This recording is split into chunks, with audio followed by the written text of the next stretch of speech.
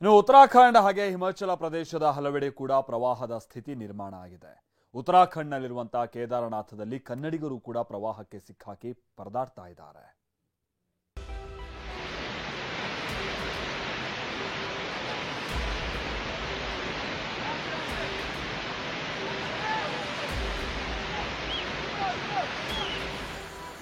ಉತ್ತರಾಖಂಡ ಮೇಘಸ್ಫೋಟ, ಪ್ರವಾಹಕ್ಕೆ ಎಲ್ಲವೂ ಆಪೋಷಣ.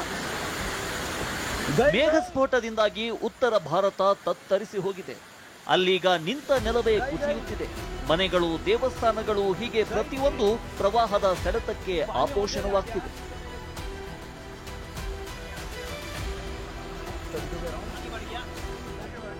ಕೇದಾರನಾಥದಲ್ಲಿ ಸಿಲುಕಿಕೊಂಡು 15 ಜನ ಕನ್ನಡಿಗರ ಪರದಾಟ.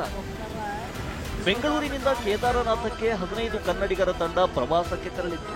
ಅದರಲ್ಲೀಗ 6 ಜನ ನಾಪತ್ತೆಯಾಗಿದ್ದಾರೆ. ಸದ್ಯ 5ರನ್ನ ಸುರಕ್ಷಿತ ಸ್ಥಳಕ್ಕೆ ರವಾನಿಸಿರುವ ರಕ್ಷಣಾ ಪಡೆ, ಉಳಿದವರು ಕೇದಾರನಾಥ ರೆಸ್ಕ್ಯೂ ಪಾಯಿಂಟ್ನಲ್ಲಿದ್ದಾರೆ ಅನ್ನುವ ಮಾಹಿತಿ ಸಿಕ್ಕಿದೆ.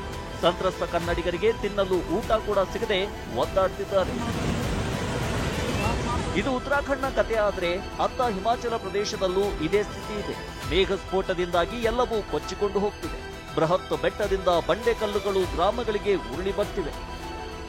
ಹಿಮಾಚಲ ಪ್ರದೇಶದಲ್ಲಿ ಪಾರ್ವತಿ ನದಿ ಅಬ್ಬರ, ಕೊಚ್ಚಿ ಹೋದ ಮನೆಗಳು. ಈ ದೃಶ್ಯಗಳೇ ಹೇಳ್ತಿವೆ ಹಿಮಾಚಲ ಪ್ರದೇಶದಲ್ಲಿ ಅದ್ಯಾವ ಮಟ್ಟಿಗೆ ಭೀಕರತೆ ಸೃಷ್ಟಿಸಿದೆ ಅಂತ. ಭಾರೀ ಮಳೆಯಿಂದ ಪಾರ್ವತಿ ನದಿ ಅಪಾಯ ಮಟ್ಟ ಮೀರಿ ಹರಿಯುತ್ತಿದೆ. ನದಿ ಪಾತ್ರದಲ್ಲಿರುವ ಎಲ್ಲವನ್ನೂ ಕೊಚ್ಚಿಕೊಂಡು ಹೋಗ್ತಿದೆ. ನದಿ ಪಾತ್ರದಲ್ಲಿದ್ದ ಬೃಹತ್ ಕಟ್ಟಡಗಳೇ ನೆಲ ಸಮವಾಗ್ತಿದೆ.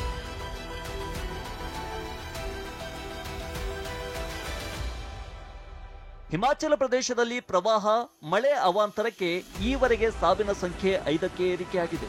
ಇನ್ನು 50ಕ್ಕೂ ಹೆಚ್ಚು ಮಂದಿ ನಾಪತ್ತೆಯಾಗಿದ್ದಾರೆ. ನಾಪತ್ತೆಯಾದವರಿಗಾಗಿ ಶೋಧ ನಡೆಸಲಾಗ್ತಿದೆ.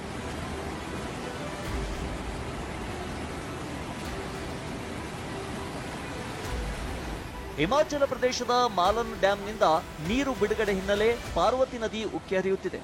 ನದಿ ಪಾತ್ರದಲ್ಲಿನ ಕೃಷಿ ಜಮೀನಿಗೆ ನೀರು ನುಗ್ಗಿ ಅವಾಂತರವಾಗಿದೆ. ಭತ್ತ ಸೇರಿದಂತೆ ಇತರೆ ಬೆಳೆಗಳು ನಾಶ ಆಗಿದ್ರಿಂದ ರೈತರು ಪರದಾಡುವಂತಾಗಿದೆ.